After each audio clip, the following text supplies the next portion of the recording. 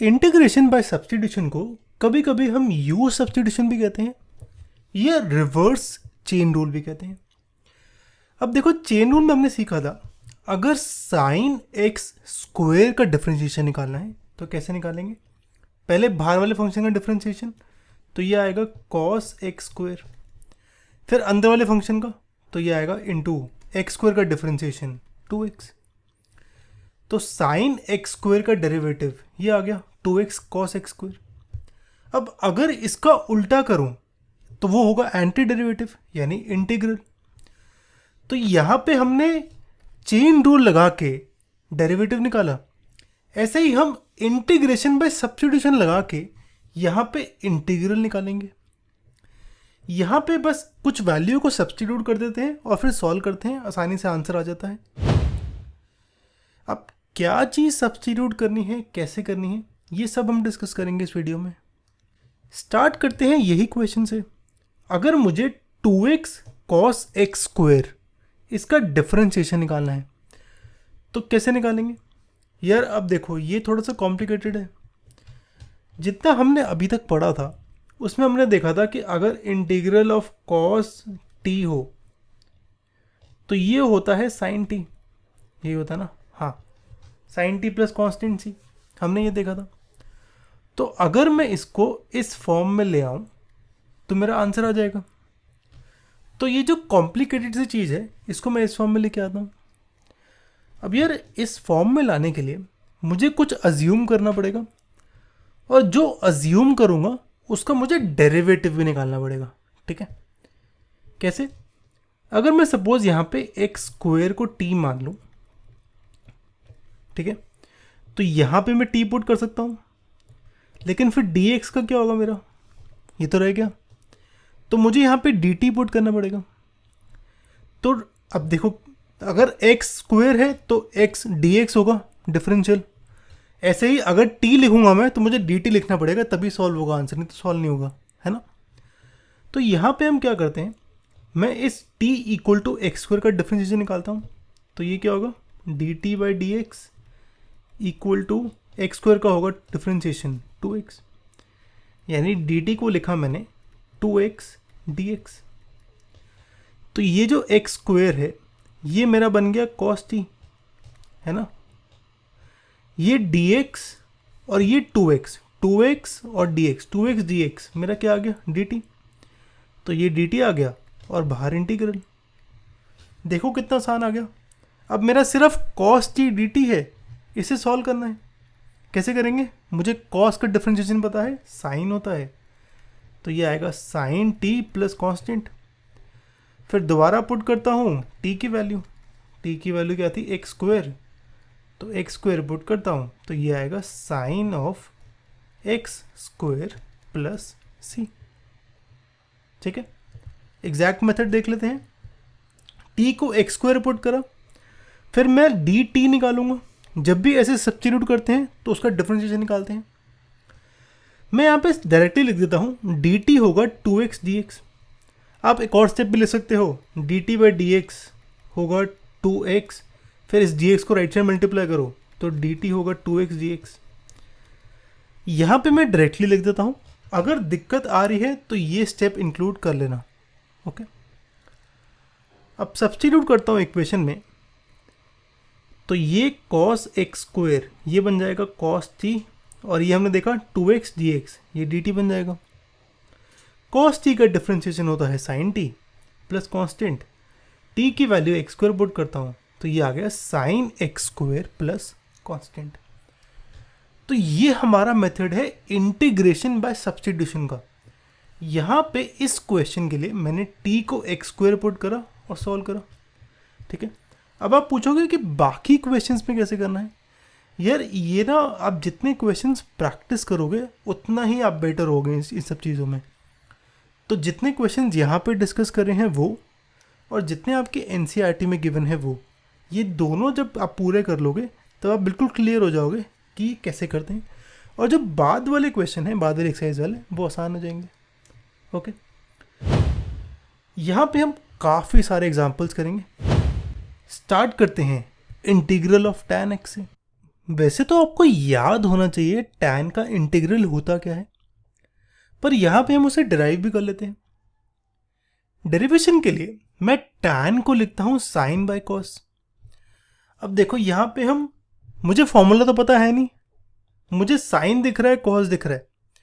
अगर मैं यहाँ पे cos x को t ले लूँ तो देखो पहले तो अज्यूम करना cos x को t, तो आपको कैसे दिखेगा फंक्शन अब sin x dx by t, है ना। लेकिन फिर डिफरेंशिएट भी करना, इस t cos x को डिफरेंशिएट करोगे तो ये क्या आएगा, dt बाई dx आएगा मेरा। cos x का डिफरेंशिएशन होता है माइनस साइन x, ध्यान रखना माइनस होता है, ओके। तो माइनस डी टी आ जाएगा साइन एक्स डी एक्स, है ना। तो इस पूरा न्यूमरेटर बन जाएगा मेरा माइनस डी टी और डिनोमिनेटर आ जाएगा टी, इसका इंटीग्रल। बस आसान है, हो गया सॉल्व। तो लिख लेते हैं इसको, टी को कॉस एक्स पुट करूंगा तो minus D T sign x D x आएगा। इसको सब्स्टिट्यूट करो तो ये आएगा minus one by T D T. अब देखो वन बाई टी का हमें इंटीग्रेशन पता है, ये होता है लॉग मॉड टी। और मॉड क्यों आया ये हमने लास्ट पार्ट वाली वीडियो में चेक करा था, डिस्क्रिप्शन बॉक्स में लिंक होगा प्लेलिस्ट का, वहां पे चेक कर लेना। तो यहां पे आएगा लॉग मॉड्यूलस ऑफ टी, ठीक है। माइनस लॉग मॉड टी आ गया, टी की वैल्यू कॉस एक्स पुट करूं तो ये आएगा minus log mod cos x plus c, ठीक है।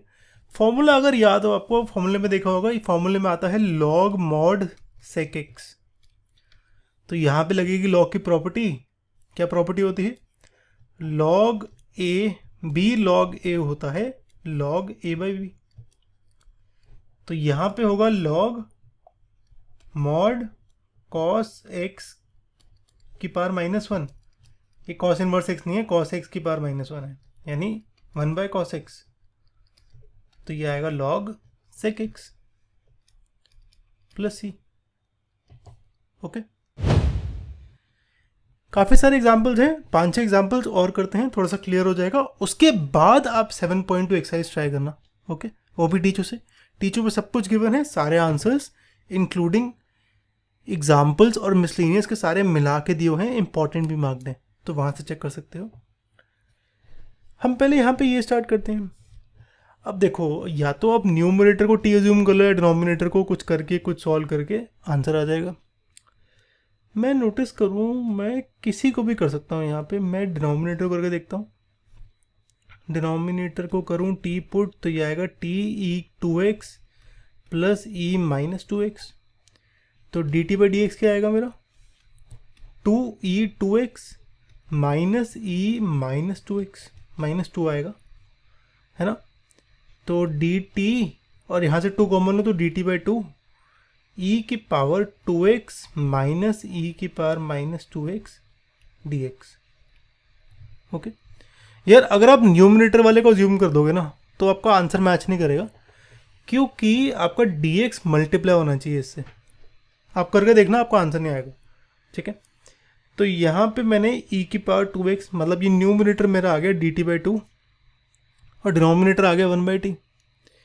तो यहाँ पे t को ये ज्यूम करा, डी टी ये आ गया, तो न्यूमरेटर आ गया one by two d t और denominator t। One by two को बाहर लिखूँ तो ये आएगा one by two log t, और लॉग टी भी मॉड टी, है ना। t की वैल्यू पुट करता हूँ, ये e की पावर टू एक्स प्लस ई की पावर माइनस टू एक्स, तो ये आएगा half log mod of this.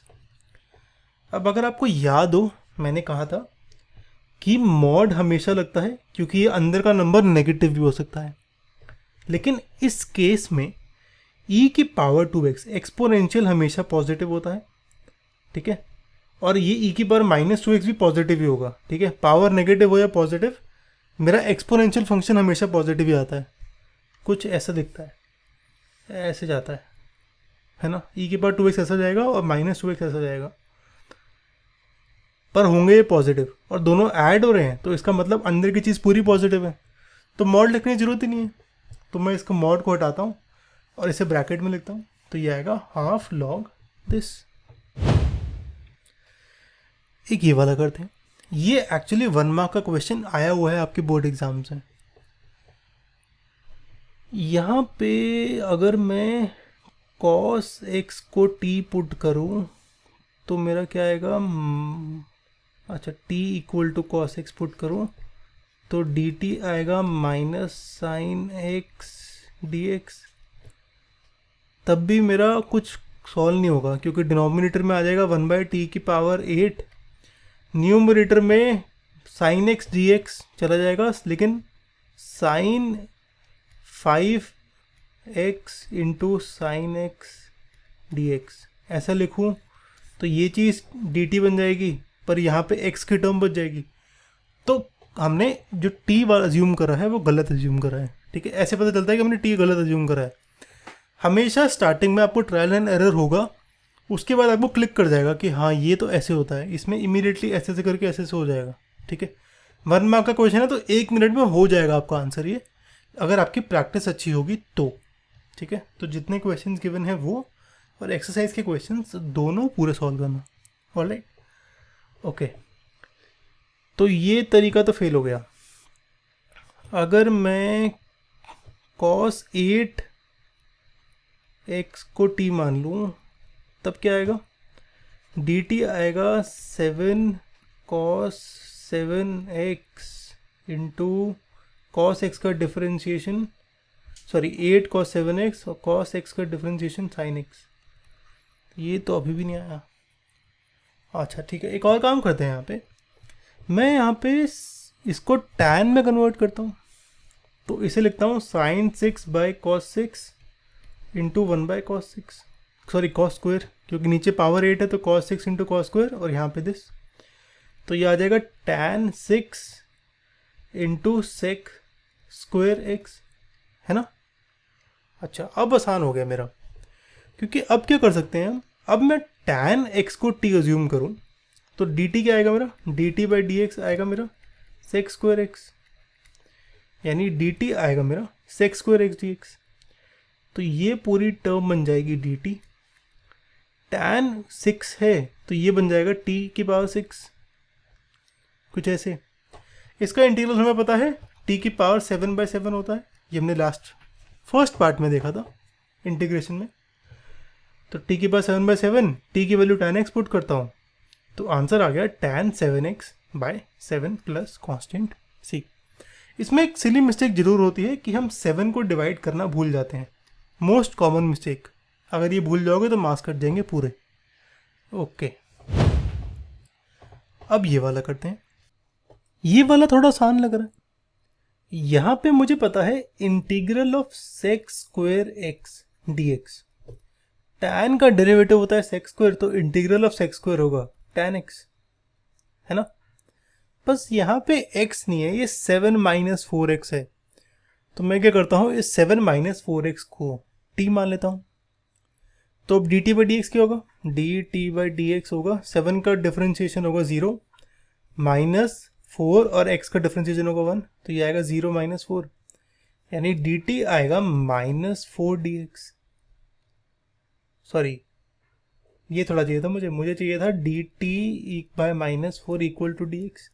हाँ, dx को dt की टर्म में लिखा और इसको t लिख दिया, तो ये आएगा -1/4, ठीक है, dt, और क्योंकि dx को पुट करा -1/4 dt, और ये आ गया sec स्क्वायर t।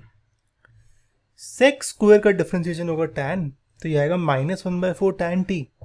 t की वैल्यू पुट करता हूँ 7 - 4x, तो आंसर कुछ ऐसे आ गया, ठीक है। आपको जितनी प्रैक्टिस बढ़ जाएगी ना, वहां पे आप ये को ये डायरेक्टली लिख दोगे, ठीक है। डायरेक्टली कैसे, मुझे पता है sec स्क्वायर का इंटीग्रेशन होता है tan, तो यहाँ पे tan ये पूरा आएगा 7 - 4x, और क्योंकि x से मल्टीप्लाइड है -4 तो वो डिवाइड हो जाएगा, तो यहाँ पे -4 आ जाएगा प्लस कांस्टेंट। देखो सेम है, ये चीज आपके मन में हो जाएगी बहुत जल्दी जब आपकी प्रैक्टिस पूरी होगी, ठीक है। हमने इंटीग्रल ऑफ tan x देखा था कैसे आता है, डिराइव कैसे होता है, ऐसे ही हम देखते हैं इंटीग्रल ऑफ sec x कैसे डिराइव होता है। यार ये ना स्ट्रेट फॉरवर्ड नहीं है, इसलिए मैं चाहता हूं कि आप इसके डेरिवेशन देख तो लो, पर इसको याद करने ला फॉर्मूले को, ओके। या देखो सेक होता है 1/cos x dx, और इसको यहाँ पे कुछ भी सब्स्टिट्यूट करके सॉल्व करने का कोई तरीका नहीं है, तो इसे हम करते हैं मैनिपुलेट। मैं यहाँ पे डिनोमिनेटर और न्यूमिनेटर में sec x plus tan x multiply divide करता हूँ। ये हमने क्यों करा? क्योंकि अगर मैं अज्यूम करूँ t को sec x plus tan x, तो dt by D x sec x का इंटीग्रेशन होगा sec tan, और tan का इंटीग्रेशन होगा sec स्क्वायर। dx को राइट साइड मल्टीप्लाई करूँ तो dt आ जाएगा sec tan प्लस सेक स्क्वायर ब्रैकेट में dx। आप नोटिस करो यहाँ पे न्यूमरेटर और ये चीज़ पूरी सेम है। तो हमारा ये तरीका था इस न्यूमरेटर को dt लिखने का, और डिनोमिनेटर हो जाएगा फिर t, तो ये आएगा 1/t dt, यानी log mod t की वैल्यू पुट करता हूँ sec x tan x, तो मेरा इंटीग्रेशन कुछ ऐसे आएगा। ठीक है, मैं चाहता हूं कि आप इसके फॉर्मूले याद करो। इंटीग्रेशन के सारे फॉर्मूलेज हमने एक लिंक में दिया हुआ है, मैंने डिस्क्रिप्शन बॉक्स में दिख जाएगा आपको। अगर आप चाहते हो कि मैं उसकी वीडियो भी बना लूं तो मुझे नीचे कमेंट करो, मैं बना दूंगा। ठीक है, ये वाला देखते हैं आप। यहाँ पे इस पूरे की पावर है 1/4। आप नोटिस करो, अगर ये जो अंदर की चीज़ है 6x³ + 5, इसको अगर मैं t मान लूँ और डिफरेंशिएट करूं तो dt बाई डी एक्स क्या होगा? 6 इंटू x³ होगा 3x² प्लस 5 का डिफरेंशिएशन होगा 0, यह आएगा 18x², तो dt आएगा 18x² dx, है ना। तो यहां मेरे इंटीग्रेशन में 18x² dx ये बन जाएगा dt, और ये बन जाएगा t की पावर 1/4।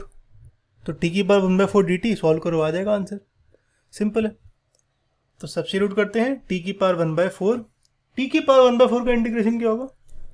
t की पावर 1/4 होगा t की power 1/4 plus 1 divide by 1/4 plus 1, यानी t की पावर 5/4 डिवाइड बाई 5/4, ये ऊपर चले जाएगा 4, तो ये आएगा 4/5 t की पावर 5/4 प्लस कॉन्स्टेंट c। ठीक है, तो ये कुछ ऐसे आ गया। t की वैल्यू पुट करूंगा दोबारा 6x³ + 5, तो आंसर ये आता है। यार ये वाला जो है ना, इसमें डायरेक्टली समझ नहीं आता कि कौन सा मेथड यूज़ करें, कि सब्स्टिट्यूशन यूज़ करना भी है यहाँ पे या नहीं। जब भी ऐसी दिक्कत हो ना, तो जो कॉम्प्लिकेटेड वाली चीज़ है उसको t अज्यूम कर लेना। ठीक है, यहाँ पे मुझे दिख रहा है x-1 की पावर 7 है, तो मैं t अज्यूम करता हूँ x-1 को। x-1 की पावर 7 को t अज्यूम ना कर देना, तब सॉल्व नहीं होगा कभी भी। ठीक है, x-1 को t अज्यूम करना। इससे क्या होगा? देखो dt बाई डी एक्स क्या आएगा आपका? dx का डिफरेंशिएशन होगा 1, यानी dt की वैल्यू dx के इक्वल आएगी, है ना। तो ये तो बन गया मेरा dt, ये बन गया t की पावर 7। इसका क्या करूं? 2x + 1 का। 2x + 1 के लिए यहाँ पे देखो t है x-1, यानी t + 1 की वैल्यू x है, तो 2x + 1 हो जाएगा। 2 इंटू एक्स प्लस 1 की वैल्यू, x की वैल्यू पुट करता हूँ t + 1, क्योंकि सब कुछ मुझे t की टर्म में चाहिए ना। तो क्योंकि अगर मैं dt यूज़ कर रहा हूँ यहाँ पे, तो मेरे को हर एक चीज़ t की टर्म्स में चाहिए। तो यहाँ पे मैंने 2x + 1 को कन्वर्ट करा t में, तो ये क्या होगा? 2t + 1 + 1। ओके, और t की पावर 7 ये वाला, और dt ये आएगा 2t + 2 + 1, 2t + 3 t की पावर 7। अब कुछ नहीं करना, ब्रैकेट खोल दो, तो t की पावर 7 मल्टीप्लाई करूँ 2t से, तो ये आएगा 2 इंटू t की पावर 8, और 3 मल्टीप्लाई करूँ t की पावर 7 से, तो ये आएगा 3t की पावर 7। अब मुझे पता है t की पावर 8 का इंटीग्रेशन होगा 2t की पावर 9/9, t की पावर 7 का होगा t की पावर 8/8 प्लस कॉन्स्टेंट c, है ना। t की वैल्यू पुट कर दो x-1, आंसर आ गया ये। ठीक है, तो इस तरीके से सॉल्व करते हैं ये वाले क्वेश्चंस। अब बस एक लास्ट क्वेश्चन कर लेते हैं। ये एक्चुअली आपका एनसीईआरटी का एग्जाम्पल है और ये काफ़ी इंटरेस्टिंग है क्योंकि यहाँ पे 2 बारी लगेगा सब्स्टिट्यूशन। ठीक है, देखो एक तो मुझे दिख रहा है कि यहाँ पे रूट एक्स है तो मुझे परेशान करेगा, तो अगर मैं t की वैल्यू रूट एक्स पुट कर दूँ तो dt बाई डी एक्स ये होगा 1/2 रूट एक्स, 2 को यहाँ मल्टीप्लाई करता हूँ x को वहाँ, तो ये आएगा 2 dt की value dx by root x. यानी अगर रूट एक्स को t पुट कर दूँ तो ये आएगा tan 4 की power t sec square t, और ये dx बाई रूट एक्स बन जाएगा 2 इंटू डी टी, है ना। तो बस करता हूँ, तो ये आ गया 2 dt, तो 2 tan 4 t sec square t। अब देखो यहाँ पे अभी भी सॉल्व नहीं हुआ है क्योंकि tan की पावर 4 है, सेक का स्क्वायर है, लेकिन मुझे सॉल्व करना आता है ऐसे। अगर मैं अगर मैं tan t को अज्यूम कर लूँ u, तो मुझे पता है सेक स्क्वायर t dt हो जाएगा du, तो सेक स्क्वायर t dt ये पूरा du बन जाएगा, ये tan t ये हो जाएगा u की पावर 4, है ना, 2u की पावर 4 du। अब आसान है, u की पावर 4 होगा u की पावर 5/5 प्लस c, u की वैल्यू पुट करो tan t, तो ये कुछ ऐसे आता है। लेकिन यहाँ पे आंसर नहीं छोड़ना, ठीक है, क्योंकि क्वेश्चन में x गिवन है तो आंसर में भी x आना चाहिए। उनको नहीं पता t क्या होता है, तो दोबारा t की वैल्यू रूट एक्स पुट करता हूँ। जैसे u को t टर्म से पुट करा वैसे t को x की टर्म में, तो ये आएगा मेरा कुछ ऐसे। तो फाइनल आंसर है ये। ओके, इसका आप एक और तरीका भी कर सकते हो, आप डायरेक्टली अज्यूम करो t को tan रूट एक्स और फिर सॉल्व करो। एक बार करके देखना, मुझे बताना कि आंसर सेम आ रहा है या नहीं। ओके, इसके बाद आप ट्राई कर सकते हो एक्सरसाइज 7.2, आपका इंटीग्रेशन क्लास 12 एनसीईआरटी से। ठीक है, और यार ये एनसीईआरटी से ना करना, टीचू पे जाना, वहां पे कंसेप्ट वाइज में सारे कंसेप्ट गिवन है सारे एग्जाम्पल्स इस एक्सरसाइज के क्वेश्चंस और मिसलेनियस के क्वेश्चन इस टॉपिक के, from easy to difficult order wise, और इम्पॉर्टेंट भी मार्क्ड है, तो वहाँ से चेक कर सकते हो। वीडियो को जितना शेयर हो सके उतना शेयर करना, जितना सब्सक्राइब करोगे वीडियो को उतना हमें सपोर्ट मिलता है। आप जितना हमें सपोर्ट करोगे उतनी हम ज़्यादा वीडियोस और उतनी बेटर वीडियोस बना पाएंगे आपके लिए। तो जितना शेयर कर सको उतना शेयर करना, जितना सब्सक्राइब कर सको उतना सब्सक्राइब करना। ये हमारी नेक्स्ट वीडियो है। नेक्स्ट वीडियो जो है हमारी वो ट्रिग्नोमेट्रिक आइडेंटिटीज़ वाली वीडियो है, एक्सरसाइज 7.3 में आती है। हाँ, इंटीग्रेशन में ट्रिग्नोमेट्री आइडेंटिटीज़, वहाँ पे ट्रिग्नोमेट्री के आइडेंटिटीज़ यूज़ करके हम सॉल्व करेंगे। और ये हमारी इंटीग्रेशन क्लास 12 की प्लेलिस्ट है, यहाँ पे सब कुछ इंक्लूडेड है, इनडेफिनेट, डेफिनेट, इंटीग्रल और एरियाज सम।